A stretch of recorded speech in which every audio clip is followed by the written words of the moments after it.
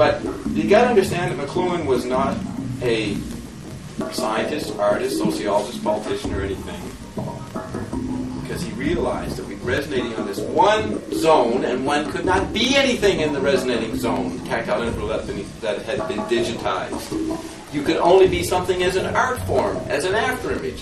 So therefore, he would be an artist. He'd write books for artists. He'd write books for economists, like Take Today. He'd write books for linguists, like Cliched Archetype. He'd write books for the population, the populace, pop culture, the meaning of misogyny. He'd write an academic book, the Gutenberg Galaxy, and he'd emphasize an academic as the source of it, Harold Innis. You have a building down here named after him.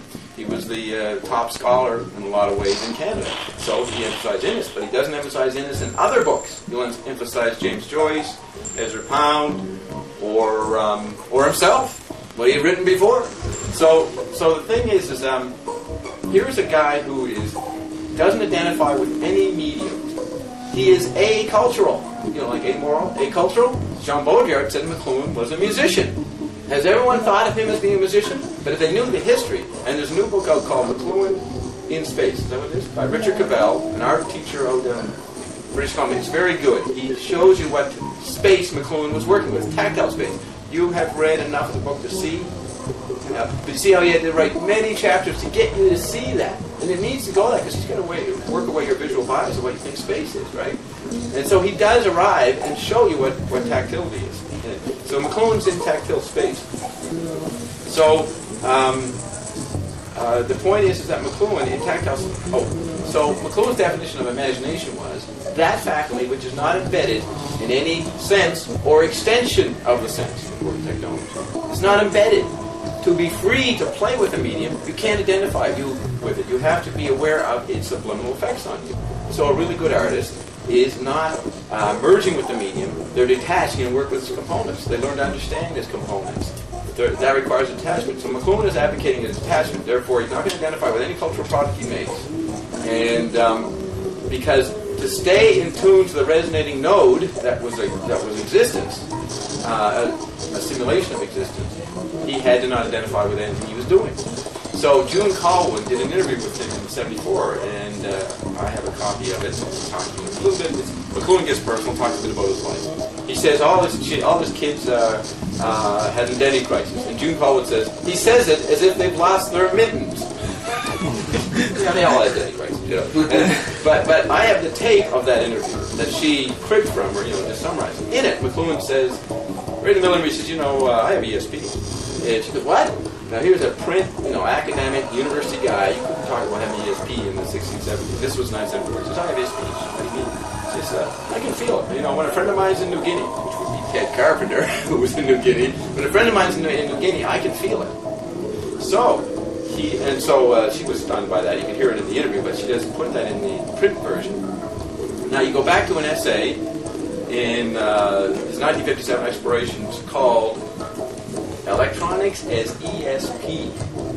This is the key point. How is electronics ESP? And then in later books, he points out that ESP is a 19th century knee-jerk concept.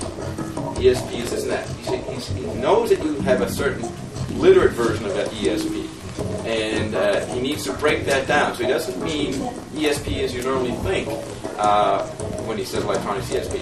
He's really saying tactility is ESP. So here we have electronics, an extension of ESP, which is the most paleolithic, intimate environment. When humans first interacted, they didn't call it ESP, but they had a very sensitive response. Come on in, take the chair right here. They have a very intimate response with their sensory environment. In retrospect, we romanticize the shame and awareness, and we call it right hemisphere all this. But it's natural. But as McLuhan said, each new invention they made would push their awareness out to the environment. So the tools they made would change the ratios in their original sensitivity.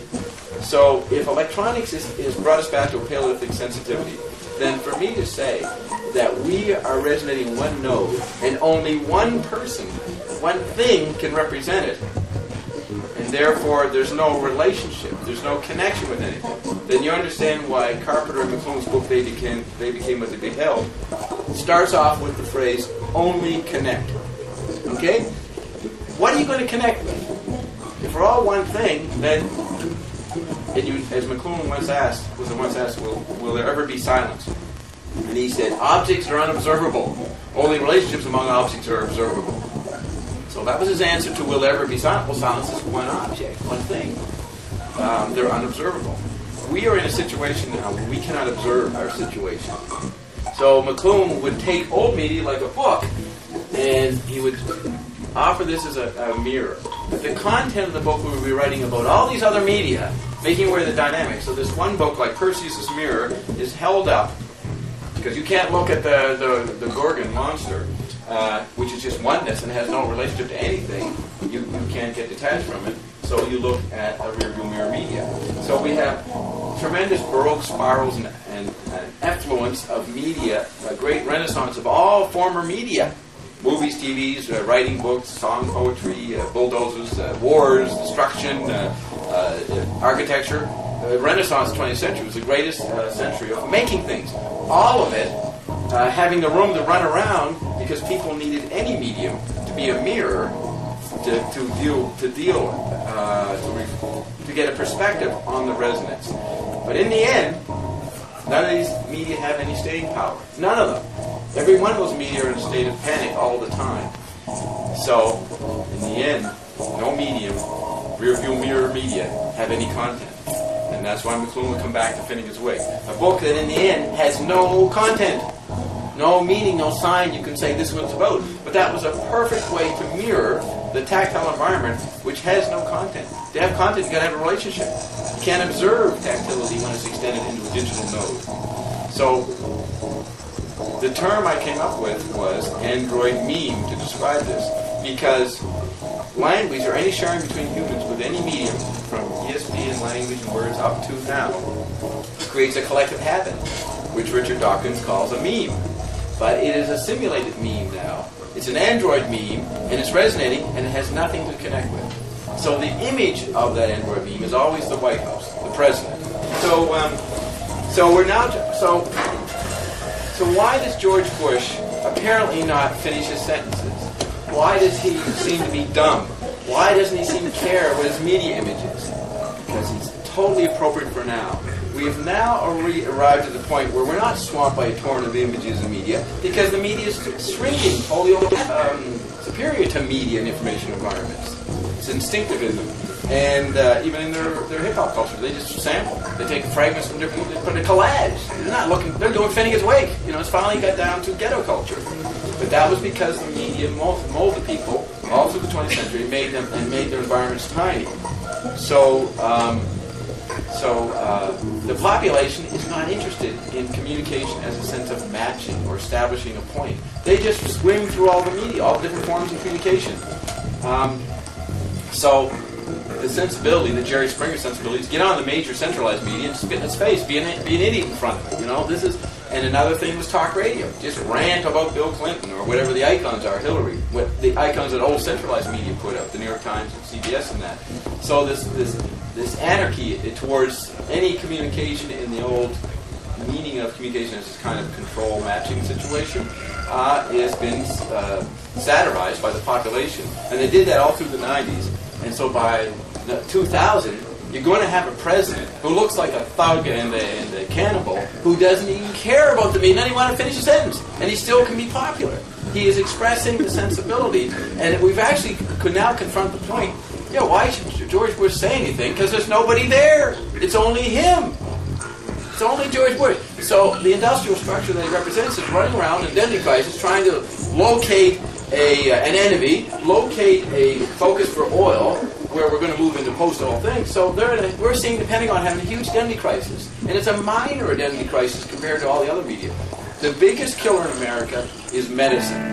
We have just proven it. Traditionally they say heart disease and cancer. But the biggest, 750,000 people die a year. There was only 5,000 people died in Iraq in a little puny war. Okay?